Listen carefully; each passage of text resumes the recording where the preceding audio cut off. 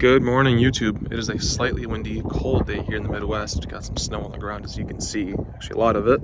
We're gonna try to minimize our time outside with this car because it's kind of windy.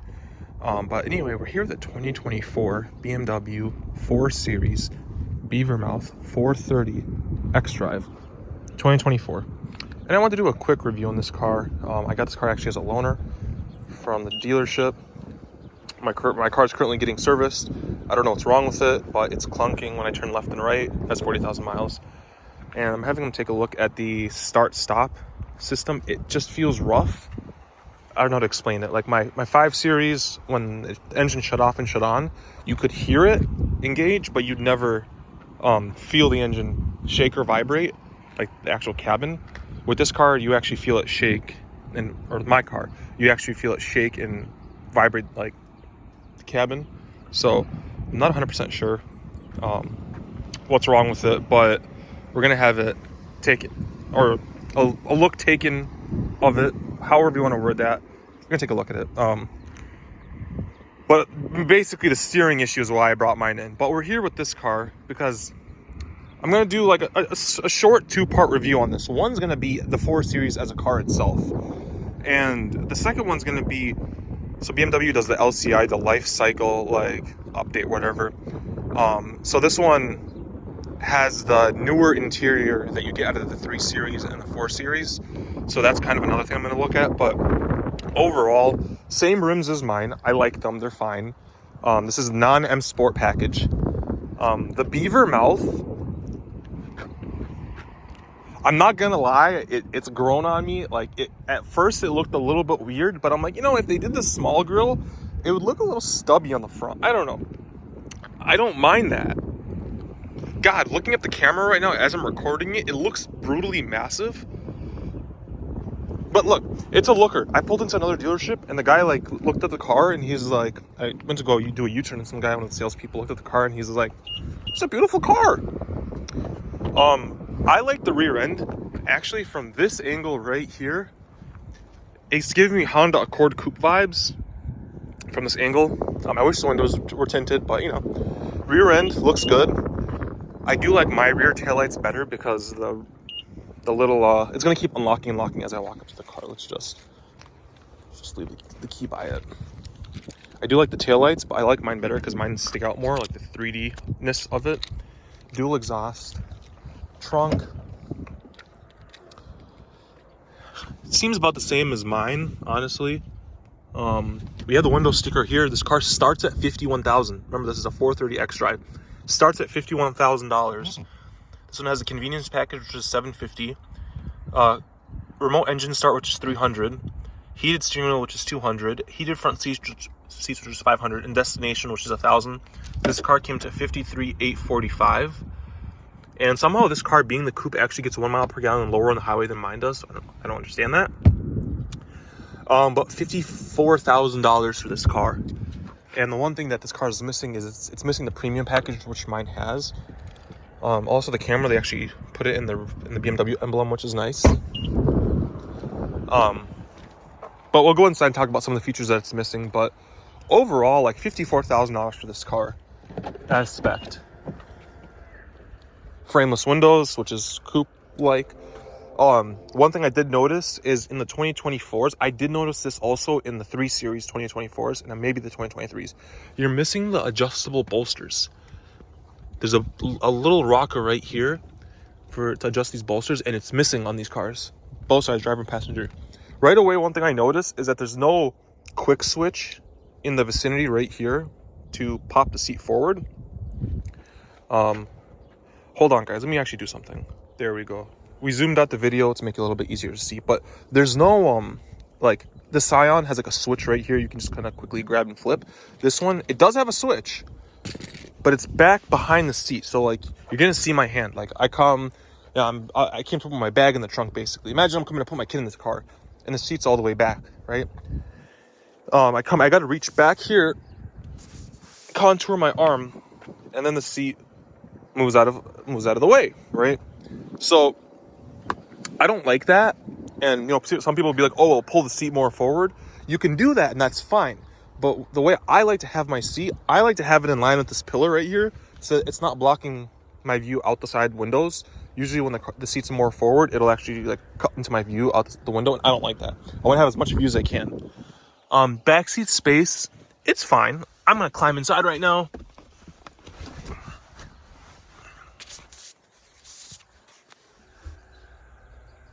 I'm scrunched up right now. It's tight back here. The seating wise is fine. The leg space is fine. It's the headroom. I'm 6 feet tall. There is a cut in the ceiling right now. I'm not liking it. Also, I'm having a bad hair day. I need to get a haircut. But I'm not liking this. It's tight back here, but you know, it's a coupe. What do you expect? One thing I did notice also back here is I'm missing little door pockets too. I'm missing USB ports. I'll show you guys why later, but they threw in tri-zone climate control for this car, but didn't give you rear USB-Cs, so that sucks. But getting out, it's about as easy as getting in. It's not too bad. It's just this is, and the seat moves back. This is dumb. There should be a rocker right here, maybe like a button. Acura does like a button on the side in their middle row. Even a button right here, just a quick release. I don't know, instead of like adjusting the seat down there. Whatever, I don't like it. But right now, the way I talk, or what I was saying before about it, the pillar being in line with the seat, this is what I mean right here. I like to have the pillar and the seat in line. That's why I don't pull the seat closer. But we're gonna go around and get in the driver's seat. So again, pillarless window. The door is about the same, just missing 2 window buttons. Nothing crazy. You get in the car, step and height is about the same. Close the door. It sounds solid, which I like. The seatbelt presents itself to you, which is also nice. I like that. Now getting into more, and then it retracts. So getting into more 4 Series things. The front cockpit, exactly the same as 3 Series. Not mine, but the new 3 Series.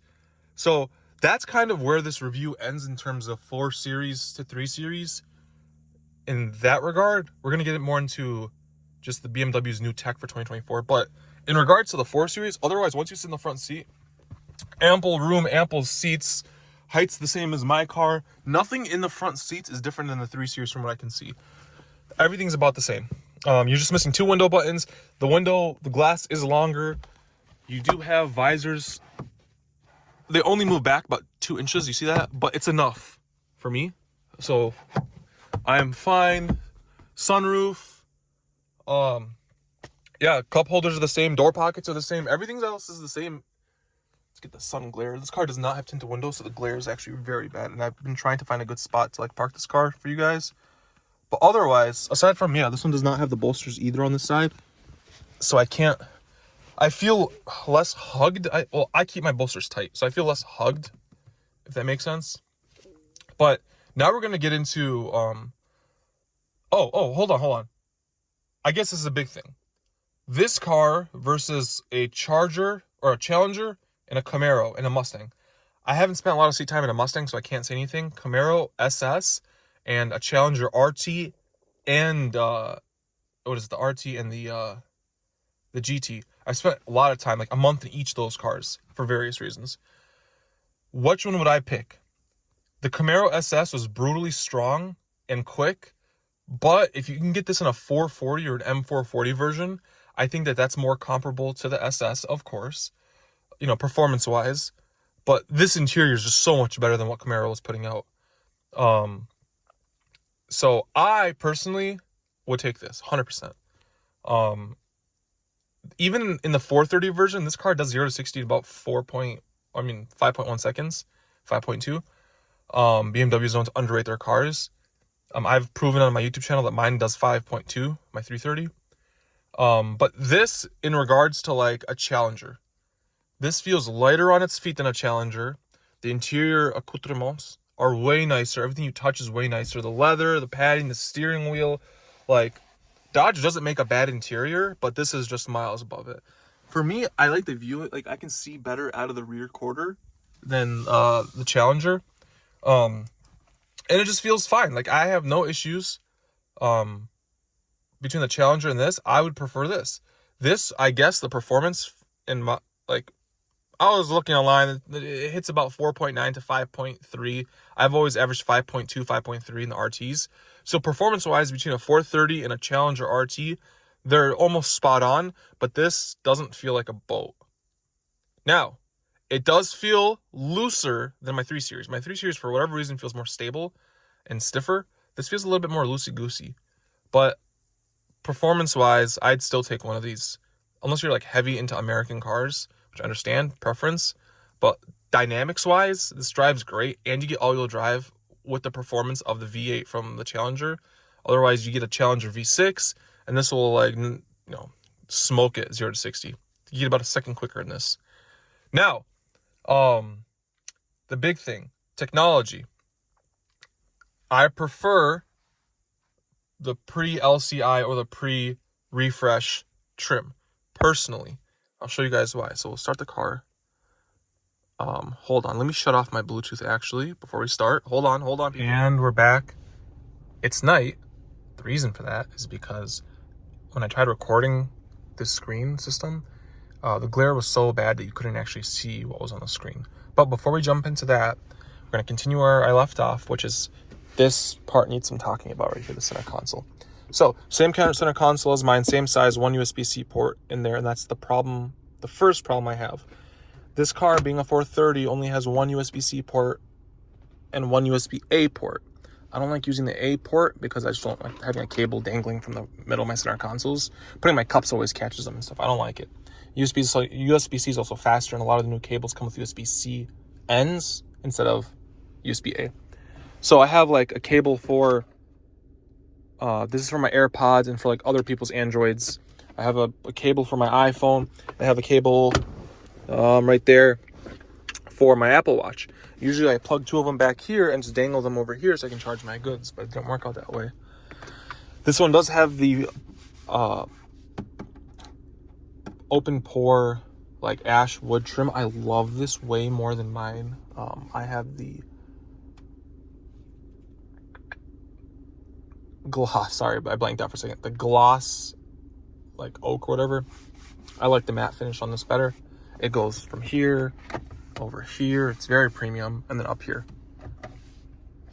We got some ambient lighting too. Drive modes are all the same here. They got away with the phallic shifter that I like. The grippy, nice, girthy. And they put a nipple, which is fine. Light changes color based on what mode you're in, I think. I think it's when you want to drive. I don't know, but before it was showing up white, so maybe it's because it's nighttime. But anyway, otherwise it's all the same. They did put the park button right here. I like it better over here than on the shifter, like the pre-LCI, because the button was small. This is 3 times the size and it's easier to hit, a lot easier to hit right here. But this is also glossy and your fingerprints get on it. You go up a little bit. Here's the second issue I have. The first issue is the charging ports. The second main gripe I have with the LCI models is everyone's going to complain, oh, they did away with the buttons. They did away with the climate control buttons. I'm not one who's like completely against like climate control buttons. I don't care. Or like minimizing the button layout on stuff, but this system is dumb. And that's why we're going to get into the screen right now. That's why I needed you guys to be able to see the screen. So this is the screen. As you can see, it's one big sheet of glass. It's technically 2 screens, but cut this light so you guys can see better. So that's the screen. To go into climate, you can see right here you have plus and minus for the temperature. That's fine. You go to climate menu, you have seats, and then fan speed, very low, low, high. There's 5 fan speeds, and then you have dynamic and balanced. And they both blow the same like areas. It's just that dynamic blows a little bit harder. It's like an extra fan speed or something. And I was very confused. I was like, well, how do I change where I want it to like blow? Well, you got to go over here to automatic program. You got to shut that off. Then you get the adjustability of changing where it's blowing. I don't like that. It's a weird layout. And my issue with this car is that, like, I'm in my mid-20s, and it took me some time to figure this out.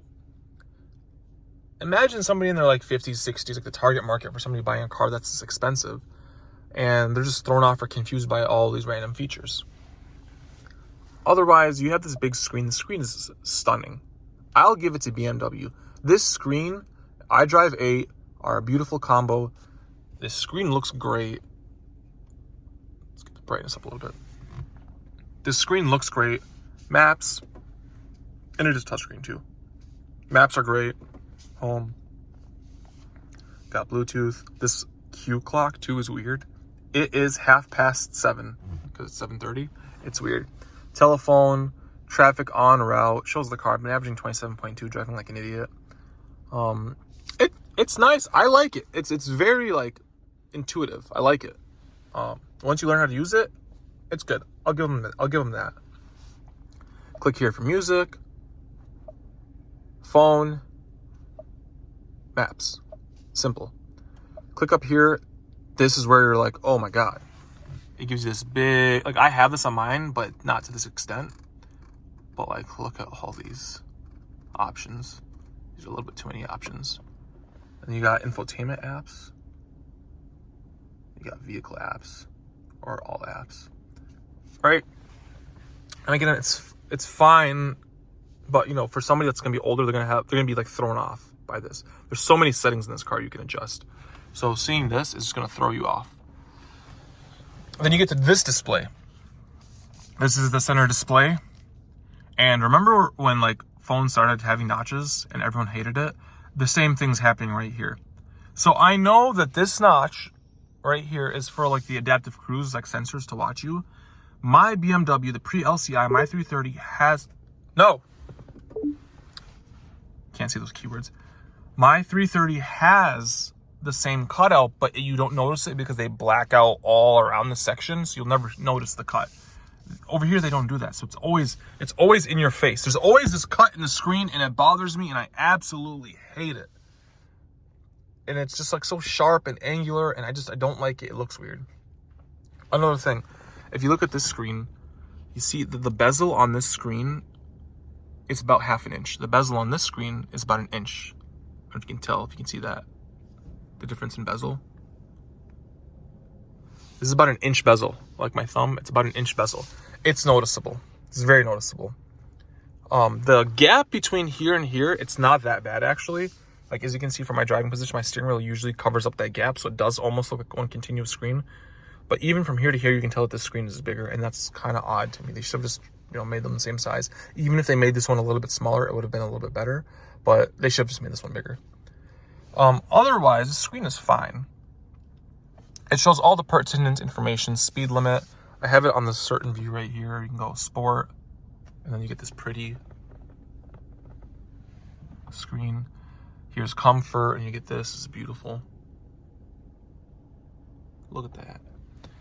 And then you get eco, and you get this. Which is funny because if you go to eco in my 330, they do away with the RPM gauge. So that's funny. So this is the screen. Now, when I first got it, hold on, let me show you guys. This is what it looked like. When I first got it, it had the screen on it, and it was showing me the gallons per hour. And it was very confusing. I was like, why do I need to know the gallons per hour? And I was clicking the BC button because in the BC button in my car, you hit BC and it'll cycle between like MPG, G-forces, music, and all that stuff. And again, it took me a while, and it actually took me looking it up online, but you have to go to here, which is normally the radio button to like go, like you can scroll through the radio presets or the channels. You click this, and then you get this baby screen right here. And you can scroll, you can have speed, this, navigation, the actual map, which I like, G-meter, content for media. Then you can change the layout. You can have this layout, you can have this layout, and you can have this layout, and it only works in comfort. So I actually like it like this. And then back here, I like it on maps. And you're toggling that through this button and these buttons, and they're not labeled to do that, which is weird. It's like you have one button here to control the stock, to control some of this stuff, and the rest of it over here. It's kind of confusing for like a first-time user, and even a techie person like myself, it kind of threw me off. But otherwise, like, It looks great. Don't get me wrong. It was so hard to record. The glare on this is so bad on this screen. It was so hard to record to show you guys this before. I just couldn't get a good viewing of it. Like that guy's looking at my car. It's not my car rental, but he is a 330 in blue. But like if you pull up to like a little bit darker area right here, maybe it will show up a little bit better.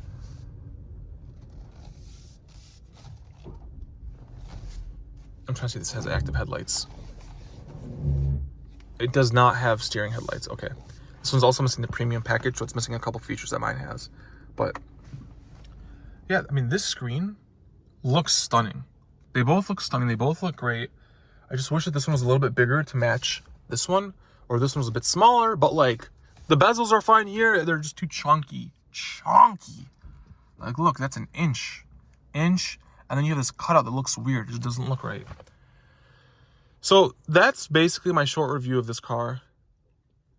I think we're at like 15 minutes right now. It's a great car. It's phenomenal. There's some quirks about it for it being a 4 Series, and there's also some quirks about just the LCI of this car. But it's fine. It's not a deal breaker. It's not the end of the world. It's just going to take some getting used to. Older people might have a little bit of a harder time figuring out like how to move things around. They might not even use 90% of the features in the car because they don't know how to use them. But otherwise, it's good. And I have a wireless charging pad. And I got my folding mirrors still. It gives you ambient lighting. It's not a lot. Like, I wish even mine had more, but like, this is just a little bit. But if you guys have any questions, let me know in the comments. I'm enjoying this car as a rental. They called me back. They still can't figure out what's wrong with my car. They also can't duplicate the issue. But yeah, let me know if you guys have any questions. Thanks for tuning in.